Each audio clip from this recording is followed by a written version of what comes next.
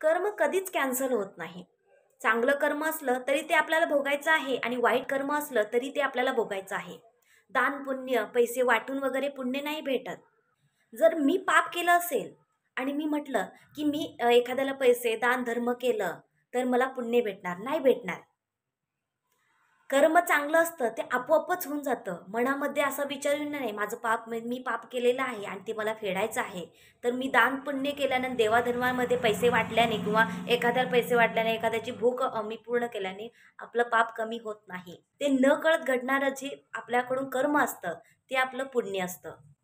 ते जाणून बुजून किंवा आपण विचार करून जे आपण घडवतो, त्याला आपण चांगलं कर्म म्हणत नाही. त्याला आपण आपल्या स्वार्थासाठी जे कमवणारं पुण्य म्हणतो, पण ते पुण्य नसतंच मुळात. तुम्ही एखाद्या वेळेला प्रॅक्टिकल विचार केला असाल, की एखाद्या वेळेला एखादा व्यक्ती जर दवाखान्यात कोमामध्ये जर गेला असेल, तो परत रिटर्न आहे त्या अवस्थेमध्ये कसा येतो, कसा जिवंत होतो, असं हा प्रश्न पडतो. कारण की त्याने काहीतरी पुण्य केलेलं होतं, ते नकळत त्याच्यातून घडलेलं होतं, म्हणून तो कोमामधून बाहेर आला आणि पूर्ववत झालेला आहे. पण एखाद्या वेळेला कोमात जाऊन सुद्धा कितीही लोकांनी त्याला प्रयत्न केले, दवाखाने केले, गोळ्या केल्या, कितीही डॉक्टरांनी खटपट खाल्ली तरी तो वाचत नाही. कारण की त्याच्याकडून हमखास पाप झालेलं असतं.